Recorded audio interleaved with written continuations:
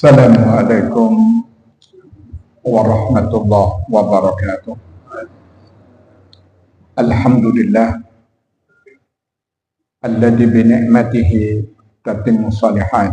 Segala puji milik Allah yang dengan nikmatnya amalan-amalan seorang menjadi sempurna. Panjenengan bisa hadir ke Masjid Al-Hidayah ini murni sejatinya karena karunia dari Allah. Setiap langkah yang kita ayunkan itu akan menghapus dosa, meningkatkan derajat, menarik keridhaan Allah Subhanahu wa ta'ala. Karena di sholat subuh ini punya keistimewaan. Sehingga orang-orang yang tidak datang melaksanakan sholat subuh berjamaah, apalagi terus-menerus, orang itu ada bintik kemunafikan dalam hatinya. Laisa sholatun asqala alal munafiqina min sholatil fajri wal isya walau ya'lamuna ma fihima la'atawhuma wa lahabwan. Gak ada satu sholat yang paling berat bagi orang munafik kecuali isya dan subuh. Padahal kalau mereka tahu apa yang terkandung di antara dua waktu ini, isya maupun subuh, la'atawhuma wa lahabwan, mereka mendatanginya walaupun dengan perangkap sekalipun. Berangkang ini dia akan pergi berangkat menuju rumahnya Allah. Alhamdulillah, antum semua insya Allah terbebas dari sifat nifaq. Asyhadu an la ilaha illallah wa asyhadu anna Muhammadan abduhu wa rasuluh. Aku bersaksi bahwasanya tidak ada Tuhan yang patut diibadahi dengan benar kecuali Allah, dan bahwasanya Muhammad adalah hamba dan utusannya. Qala Allah Ta'ala, qad aflaha man zakaha wa qad khaba man dassaha. Sungguh beruntung orang yang membersihkan hatinya, celaka orang yang mengotori hatinya. Membersihkan hati dengan mentauhidkan Allah, beribadah kepada, meminta kepada. Mengkotori hati ini disebabkan karena kesyirikan, kebid'ahan, dan beragam dosa-dosa besar yang belum sempat ditobati. Karena itu pada kesempatan pagi hari ini kami akan sampaikan nasihat yang sangat berharga. Kenapa berharga? Karena nasihat ini dari Nabi kita Muhammad sallallahu alaihi wasallam. Hidup ini terus terang saja nggak abadi dan akan berakhir. Sementara penghuninya pun akan keluar dari dunia ini cepat atau lambat, sesuai dengan kehidupan dunia ini. Dunia tidak abadi, penghuninya pun juga seperti itu, akan berujung dan berakhir.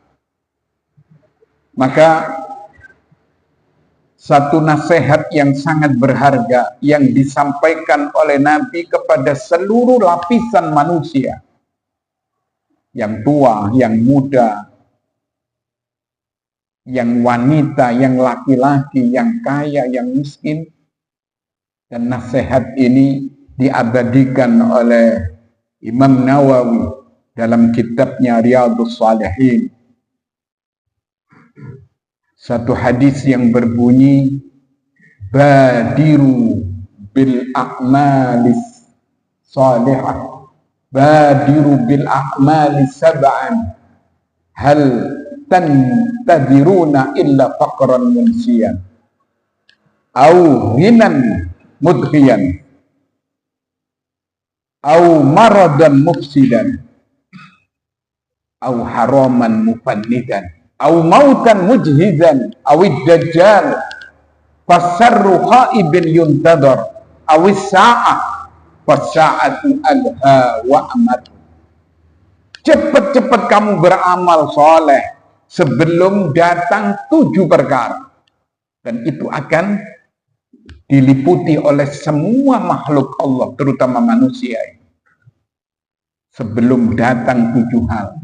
Yang pertama, apa yang kamu tunggu selain kemiskinan yang membuat kamu lupa akan kewajiban? Subhanallah, hidup ini, Pak, enggak statis. Hidup ini mengalami fluktuasi, naik turun. Apabila orang diuji dengan kemiskinan, ini juga tidak mudah untuk diatasi.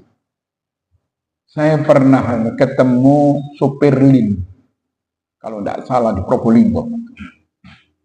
Saya tanya, gimana Pak anunya sholatnya? Aduh, tidak mikir aku, yang penting ini gua oleh duit. Sampai seperti itu. Ruwet iki sepi nemen ya apa keadaan kayak gini. Aduh payah ya. Seperti itu. Kalau sudah miskin, terlilit hutang, bagaimana dia melakukan ibadah dengan khusyuk? Berat sekali, karena terpikir iki durung mari, durung bayar hutang, masih ini, masih belum selesai. Apa yang kamu tunggu? Kata Nabi, selain kemiskinan yang membuat kamu lupa. Orang itu kalau diuji dengan miskin, Pak, ya mohon maaf, kalau diajak pengajian, ayo pengajian, si ruwet aku, si ate moli masalah. Seperti sibuk, si ini. Padahal miskin pun merupakan ujian.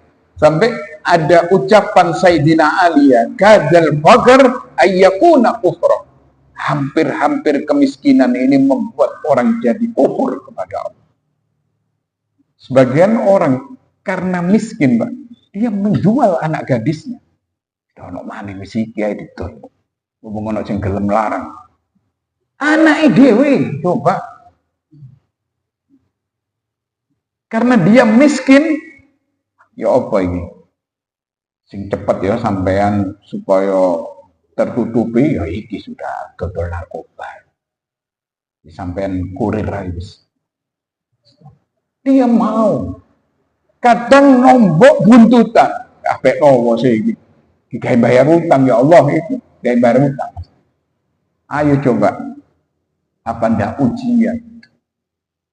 Berapa banyak orang-orang yang diuji dengan kemiskinan, ternyata dia tidak mampu. Karena itu ada satu doa dari Nabi, ya. Allahumma inni as'alukal huda wat tuqa wal afafa wal ghina. Ya Allah, aku mohon kepadamu petunjuk, jiwa bertakwa, kesopanan, akhlak, budi pekerti yang luhur, dan ghina, kekayaan, kecukupan. Sebab kalau orang itu nggak cukup, Pak, kata nanti sampai.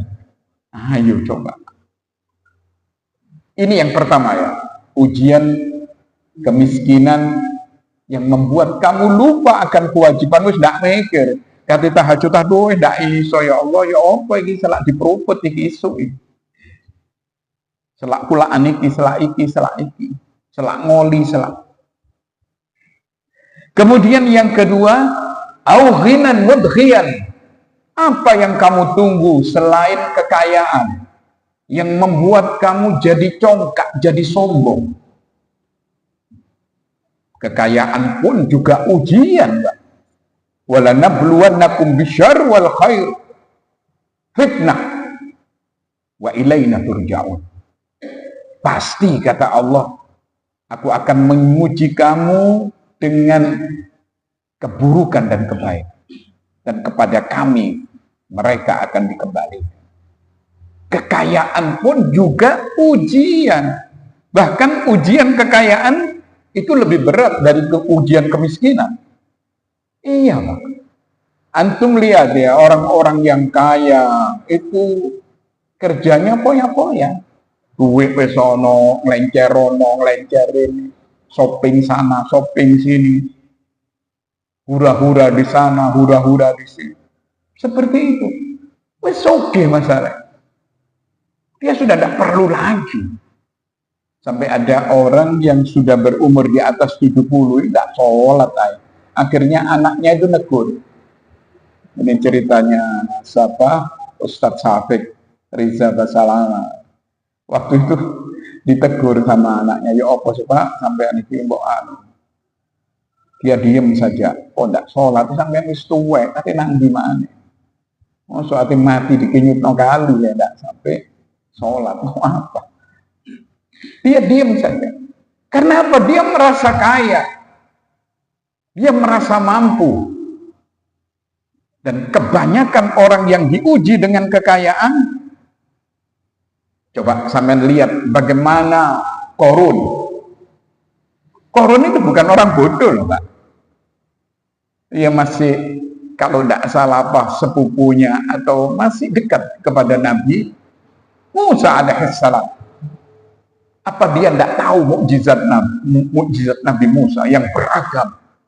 Nabi yang sangat mulia, Nabi Musa yang mendapat gelar Ulul Azmi.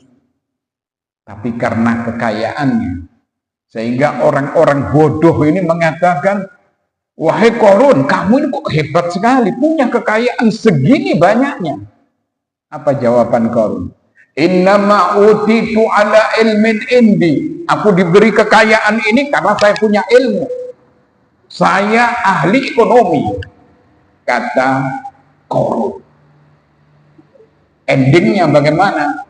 Ditenggelamkan di tanah, rata dengan tanah beserta dengan kekayaan. Kemudian kita lihat ujian yang diberikan oleh Allah kepada Nabi Sulaiman alaihissalam. Nabi Sulaiman kaya raya. Begitu ditanya, apa kata beliau? Hadza min fadli rabbih. Ini semua karunia dari Allah. Aku bersyukur atau aku kufur? Ayo coba. Karena itu berapa banyak orang yang diuji dengan kekayaan ternyata dia tidak mampu. Bahkan Allah mengatakan numatti'uhum qalilan summa naftarruhum ila adabin qalil. Kami senangkan mereka itu sebentar, kata Allah. Setelah itu kami paksa mereka untuk mendapatkan azab yang sangat pedih. Itu semua adalah ujian. Kemudian yang ketiga, aumaradun mufsidan. Apa yang kamu tunggu dalam hidup ini kecuali penyakit yang merusak? Subhanallah, sehebat apapun sampean, nanti satu saat bakal sakit. Saya ini ya ndak ngajuk loh Pak, cuma ahli olahraga, senengannya wis.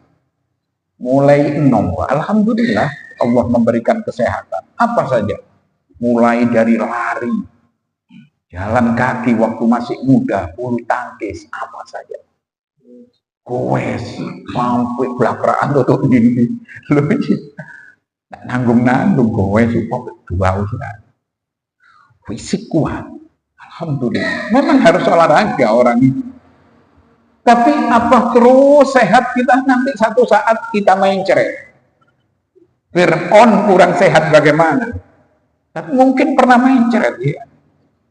Kalau tidak percaya takut Pak Prabowo. Wis jalannya seperti itu. Ya, kenapa? Ya itu tadi bahwa tiap orang yang hidup diuji oleh Allah dengan beragam penyakit. Apa yang kamu tunggu selain sakit yang melemahkan kehidupan ini? Nah, karena itu kebanyakan orang ketika ditanya, kenapa Anda kok tidak datang ke pengajian? Iya, kesel lah. Terus apa sampean kok tidak ketok di masjid ya? Apa itu? Loh, pian waktu sehat kan dia, Mbak? Mbak, tidak tahu, gelundungan itu. Orang yang sadar akan tahu. Tapi itulah hidup. Dan itu merupakan ujian. Apa yang kamu tunggu selain penyakit yang membuat kamu lemah, tidak kuat apa-apa. Aku tidak mampu. Dia ya tidak tahu aku sholat tahajud. Saya ini apa mana? Loro-loroan ini, alhamdulillah. Ono ambil aneh, alhamdulillah. Ini payah ini. Oke, itu yang ketiga ya.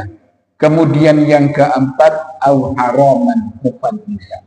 Apa yang kamu tunggu selain tua yang membuat kamu gak kuat apa-apa? Ayo Pak, sehebat apapun kita ini kalau sudah tua, tidak kuat. Lungguh suwe gerindingan sampai. Makanya gak oleh suwe. Gerindingan nanti sampai. Melaku titik ngongsro. Dulu itu saya pernah ditanya, lah ya Ustadz awak itu kok loro kabeh. Aduh, boyok iki kok. Saya tanya, sampean umur piro? 73. Wah, pantes. Pantes. Lek sampean umur 17 ngono, ini bermasalah ya, harus cepet nang dokter atau nang pijet sampean. Tapi kalau sudah tua, kadang gimana? Iya, moro-moro penyakitnya gatal-gatal. Iya. Iki sehat, meruntus. Loh, no apa? Iya, wis tuwek masalahnya. Wis tuwek. Karena itu sampean ojo gelem digonggong, Mbak. Kadang-kadang kan orang, saya pernah digonggong orang, ndak enak. Kayak orang gonggongan. Wah, Ustaz sampean ini tambah tuwek kok tambah sehat. Astagfirullah, ndak ono. Tambah tuwek, tambah remek. Iya, mengalami penurunan. Nggak ada. Kadang-kadang kita ini diguyu-guyu sama anak-anak kita ya kadang-kadang. Saya ini pernah gonceng anak saya dari Bulu Lawang, rumah mertua, sampai ke Gondang Legi. Anak saya masih muda kan, masih umur 25. Naik sepeda motor, saya namanya orang tua, rada gengsi tak banter no. Banter dia diam aja. Hari rupanya wadul lambi umi. Apa wadulannya? Seakan Nabi mulai melaku pelan. Astagfirullahaladzim. Padahal saya sudah merasa kok tak salepi kamu enggak? Becak mandek tak salepi itu. Tak salepi kamu. Tapi dia mengatakan seakan Nabi. Lek numpak sepeda motor pelan. La ilaha illallah. Iyalah wa istiwa. Itu kehidupan. Kemudian selanjutnya au mautan mujhizan. Apa yang kamu tunggu selain kematian yang menghabisi segala aktivitas hidup ini? Bapak Ari Mujianto, mungkin antum dengar kematiannya. Itu tua, tapi tetap berujung dengan kematian. Umurnya 85. Untuk zaman sekarang ini langka. Yang paling banyak berapa sih umurnya umat Nabi Muhammad? 60-70. Toh kalau ada yang lebih mungkin 72, 73 berangkat. Ada nang gimana? Duduk berangkat nang Mekah. Nang Joko Yuda. Berangkatnya ke situ. Au mautan mujhizan. Apa yang kamu tunggu? Apalagi Allah sudah mengumumkan kullu nafsin dha'iqatul maut wa innama tuwaffawna ujurakum yaumal qiyamah faman zuhziha 'anil nar wa udkhilal jannah faqad faz wa man hayatud dunya illa mata'ul ghurur. Setiap jiwa pasti akan merasai kematian dan kamu kata Allah akan dibayar tunai pahalamu besok di hari kiamat. Karena itu barang siapa yang dibebaskan oleh Allah dari siksa api neraka dimasukkan ke dalam surga pokok faza untuk orang tersebut. Dan tiadalah kehidupan dunia ini kecuali hanya sekedar dolanan, permainan. Cepat atau lambat kita akan mati. Yang menghabisi segala aktivitas dalam hidup ini. Sudah cukup ya cerita tentang orang mati mendadak. Apalagi sekarang. Ini di Probolinggo, subhanallah. Dia itu mau mengantar anaknya nikah. Seneng-seneng dia. Masya Allah ya. Pakaian rapi, mempercantik diri. Karena anaknya mau nikah. Subhanallah, semua sudah berangkat ini. Orang-orang. Tinggal orang tuanya. Ternyata dia mau masukkan mau masukkan sandal, kaki ke sandalnya, tak nutup, Pak. Dek apa? Jelungep di kono mati. Bayangkan dalam keadaan sudah bersoleh. Dan ini zaman sekarang sudah seperti ini. Tanda-tanda kiamat ini mau kufujah, mati mendadak. Karena itu ojo merasa sembrono sampai wah aku sih kuat, mati mendadak oleh gaya. Ayo, kita harus ada persiapan. Nah, kemudian yang ke-6, awid dajjal fasarru khaibin yuntadar. Apa yang kamu tunggu selain dajjal? Dan itu merupakan sejelek-jelek yang ditunggu. Karena kita tahu perjalanan hidup ini akan berakhir nanti di akhir hayat, di akhir perjalanan dunia ini, di situ akan turun dajjal laknatullah alaih. Dia akan mengaku diri menjadi Allah. Diberi oleh Allah beragam kesaktian. Dia menunjuk ke atas, hujan turun. Dia tunjuk ke bawah, tumbuh-tumbuhan langsung tumbuh dengan cepatnya. Seperti orang sakti. Dan dia mengatakan, aku adalah Allah. Ini fitnah paling berat. Maka kita disunnahkan oleh Nabi ya, di tasahud akhir, supaya baca doa. Antum sudah hafal doanya. Apa doanya? Allahumma inni a'udzubika min adzabi jahannam wa min adzabil qabr wa min fitnatil mahya wal mamat wa min syarri fitnatil masiihid dajjal. Ya Allah, aku berlindung kepadamu dari azab api neraka jahanam, dari azab kubur, dari fitnahnya hidup ini, dari fitnahnya mati. Kemudian berlindung kepada Allah dari fitnah ad-dajjal. Yuntador. Dajjal ini yang ditunggu-tunggu. Tapi insya Allah ya, kita semua ya, itu insya Allah tidak nemui Dajjal, Pak. Karena umur kita ini sudah tua. Dajjal wantik datangnya. Kapan? Setelah tidak ada kumandang azan. Setelah nggak ada orang membaca Al-Quran. Kemaksiatan merajalela. Nggak perlu alam ini diperpanjang oleh Allah. Maka Dajjal dikeluarkan, setelah itu nggak lama jadi kiamat. Kemudian yang terakhir, apa yang kita tunggu? Awis sa'ah fasa'ata adha wa amaru. Selain dari kiamat, kiamat itulah merupakan hal yang dahsyat wa amaru, paling pahit. Karena merupakan penyelesaian. Kalau setelah kiamat, di situ ada sidang besar. Siapa yang tertuduh kita, manusia dan jin. Tapi bukan tuduhan yang tidak ada keadilan. Maka di situ manusia akan terbagi menjadi dua kelompok. Fariqun fil jannah wa fariqun fis sa'ir. Terakhir sudah, Pak. Sebagian berada di dalam surga. Sebagian akan masuk neraka. Siapapun yang masuk surga tidak mungkin akan masuk neraka. Nun sewu, tapi siapa yang masuk neraka, sebagian tidak kekal. Orang-orang durhaka selama dia punya iman, itu masih ada harapan. Tapi tidak tahu berapa tahun. Sebagian ada yang masuk neraka ini cuma setengah hari. Berapa tahun setengah hari?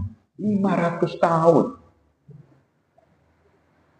Tidak ada manusia umur 500 tahun kecuali nabi-nabi terdahulu, Nabi Nuh. Di zaman sekarang tidak seperti itu, cepat. Dan setengah hari itu 500 tahun. Tapi ada juga orang yang cuma dicelup notok. Dirasa, kemudian ini set. Tapi langsung diangkat. Ada yang seperti itu. Tapi ada orang yang the first class, masuk surga tanpa hisab. Tidak ada ditakoni, Pak. Tidak ada ditakoni min ainak tasaba, dari mana kamu dapat harta ini, salur, enggak. Langsung masuk surga. Ini orang istimewa. Yang jelas para nabi, para rasul, para sahabat seperti itu. Dan kita yang mengikuti rupanya sedikit. Karena Allah menyatakan sullatun minal awwalin wa qalilun minal akhirin. Nah ini Pak, banyak di antara mereka yang masuk surga tanpa hisab, tapi sedikit di kalangan akhir zamannya. Ya kita tetap mengharap ya, wong itu apa caranya Allah sangat harap. Yang penting kita mengharap kepada Allah. Tapi ada juga orang yang masuk surga tapi seperti berjalan kaki, seperti larinya pelari maraton, ada yang seperti terbangnya burung, macam-macam. Selamat dia. Terakhir ada orang yang masuk surga terkena kalalib. Kalalib itu seperti kayak alat-alat pengait. Itu berada di pinggir sirot, kanan kiri. Orang harus berjalan lewat situ. Warna yang tersobek-sobek, tapi dia tetap tidak sampai masuk.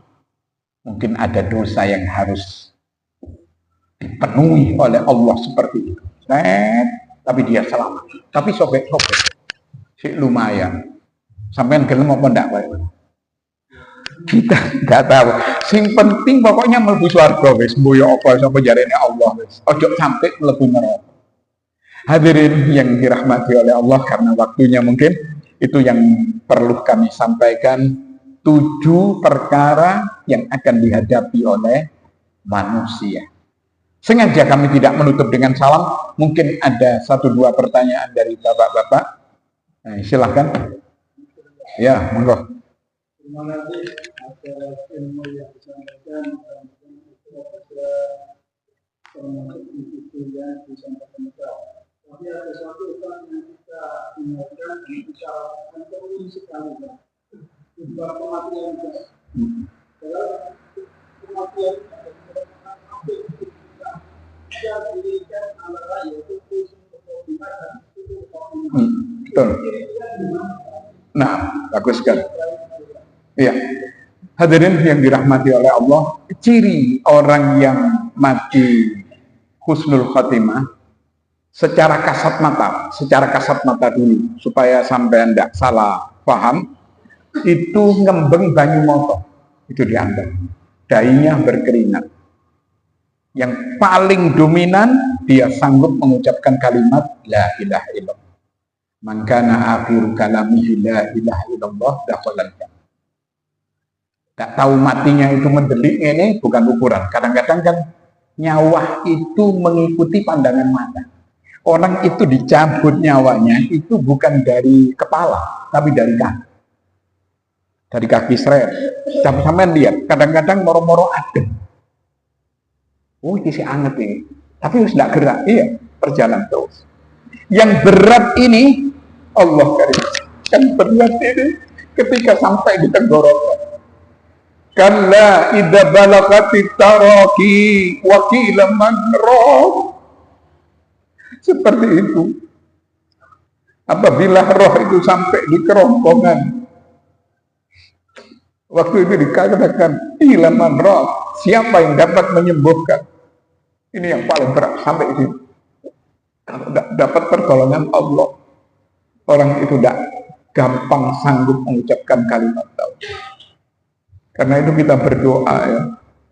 Apa doa kita ketika kita hidup ini? Sering-sering baca Allahumma hawwin alaina fi syakaratil maut. Ya Allah, ringankan aku ketika menghadapi sakaratul maut.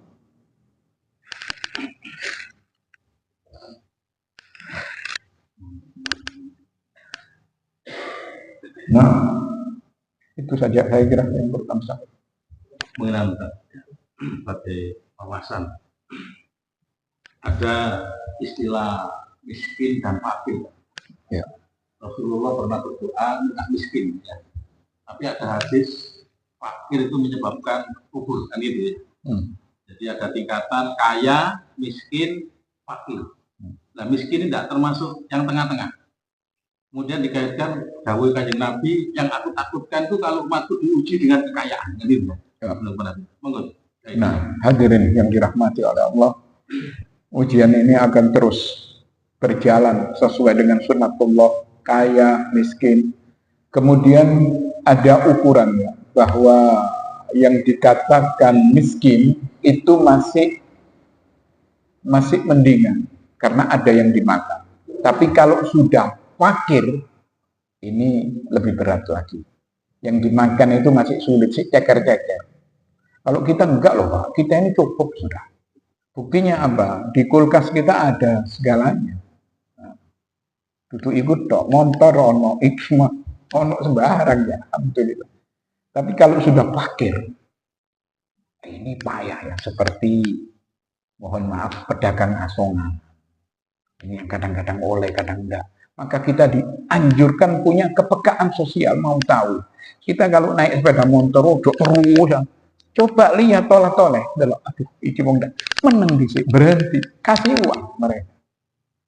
Seakan ono dodol pelenggungan. Jelas ini di belakangnya menunggu, ada istrinya, ada anaknya. Apa terus kita masa bodoh? Enggak. Harus punya kepekaan. Nah, kemudian Nabi ini minta cukup. Tidak kaya berlebihan, tapi tidak miskin. Artinya tidak fakir. Nabi tidak fakir loh ya. Bahkan di akhir perjalanan hidupnya, harta itu sudah terlalu banyak. Yang datang kepada Nabi itu sedekahkan semua, seret ini untuk ini. Sampai tidak nutup ya, kalau kita ini bukan kelasnya lagi. Nabi ini Nabi ya, sudah dijamin. Begitu harta datang, si fulan terus Nabi tidak berhenti. Padahal beliau ini kadang dulunya makan sehari rong dino telung dino tidak makan. Ayo kuat apa tidak mau beda. Tapi dia bersabar. Tapi begitu kekayaan datang, dia sangat loman. Nggak ada orang yang lebih loman dari Nabi. Sampai orang-orang tokoh-tokoh kafir melihat, ini duduk Nabi, tidak mungkin. Dia tidak takut miskin. Iya, ketika Nabi ngedum ini, wajar. Banyak yang masuk Islam. Tokohnya ini diberi oleh Nabi. Mu'alaf ya, mu'alaf ini. Kasih, kamu ambil ini. Apa namanya? Kambing sak kandang pon gitu. Ambil ini. Karena Nabi punya kekayaan yang sangat banyak. Waktu itu.